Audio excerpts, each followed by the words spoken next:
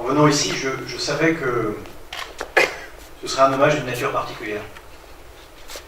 Parce qu'au fond, c'est l'hommage d'un Henri Emmanuelli qui n'appartient qu'à nous, qui n'appartient qu'aux Hollandaises,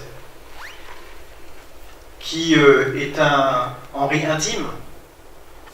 On n'a pas tous, évidemment, la même intimité avec Henri. Je le dis à dessein, je suis un des derniers arrivés dans la famille. Mais j'utilise le mot famille en le choisissant volontairement parce que dans les discussions que j'ai eues avec Henri Emmanuelli sur la candidature, qui était au début empreinte de beaucoup de questionnements, de beaucoup de doutes, il y avait cette dimension-là.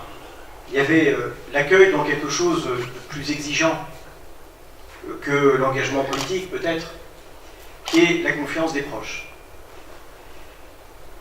Et le souvenir de l'hommage qu'on a rendu à Mont-de-Marsan à Henri Emmanuelli était celui-là. Je tournais mon regard vers les gradins, pas ceux des invités officiels, mais vers ceux des Landais, dont certains étaient derrière des instruments de musique pour jouer les morceaux qui étaient chers au cœur d'Henri.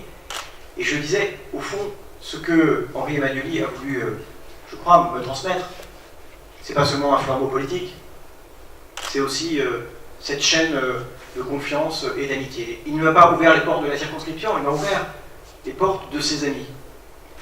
Et si je le dis, c'est que dans cette campagne, je le dis souvent en plaisantant, j'ai eu sa quadrilla.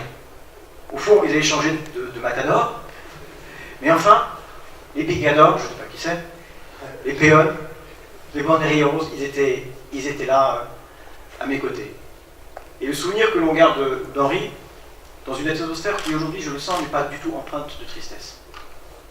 Elle est empreinte au contraire de joie, de bonheur de l'avoir croisé. Ce que l'on garde comme souvenir, c'est un Henri profondément humain, avec ce que signifie parfois d'exigence, de rudesse, de rugosité, l'exigence amicale. La pire des trahisons est celle de sa famille, de ses amis, et l'exigence est d'autant plus forte. Et on a le souvenir de quelqu'un qui aimait les autres. C'était sans doute même à la base de ce qui était son engagement politique, parce que c'est un engagement exigeant, fait de sacrifices, d'absence parfois lointaine, d'exposition médiatique qui est rarement bienveillante. Mais revenant ici, il savait pourquoi il le faisait. Et je suis heureux, moi, aujourd'hui, de porter cette écharpe tricolore en me disant que c'est la sienne. Il y a quelques jours, je recevais à l'Assemblée nationale le maire des Landes. Nous sommes allés dans l'hémicycle et j'ai franchi le cordon, parce que j'avais le droit de grimper dans les travées, pour montrer la plaque au nom d'Henri Emmanuelli. Et cette exigence, je la porte tous les jours sur mes épaules à l'hémicycle, comme dans cette circonscription.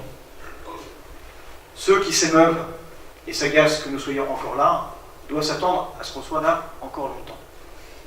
Parce que notre combat n'est jamais achevé. Parce que notre combat est très nécessaire. Je sais, et il en serait triste, la difficulté dans laquelle est aujourd'hui le Parti socialiste. Mais je sais aussi l'exigence et la détermination qui serait la sienne à faire ressurgir cette flamme politique qui porte en elle la devise de la République, l'exigence d'égalité, de liberté, de la fraternité. Il y a des moments dans l'histoire où nos idées sont minoritaires, où des batailles culturelles s'annoncent rudes, et c'est dans ces moments-là que l'on reconnaît les femmes et les hommes de valeur. Et de ce point de vue-là, Henri Emmanuelli, qui avait connu des périodes compliquées, à titre personnel, mais aussi à titre collectif, je pense à 1993, savait qu'un étendard n'attendait, quand il était tombé à terre, que quelqu'un pour les reprendre. Et donc, le souvenir que je voudrais partager avec vous, c'est celui-là, celui de quelqu'un de profondément humain, quelqu'un qui avait la rage au ventre, la rage de se battre pour ceux qui n'en ont pas les moyens, et je crois que c'est ce qui nous lègue aujourd'hui. Et si je peux avoir un mot pour lui, s'il m'entend quelque part, je ne suis pas sûr qu'il aimerait cette interpellation au-delà des cieux, parce qu'il me dirait, mais à qui parles-tu? Mais néanmoins, au fond, vous avez compris, c'est à vous que je parle, c'est « aie confiance en nous, nous sommes encore là ». Voilà, merci.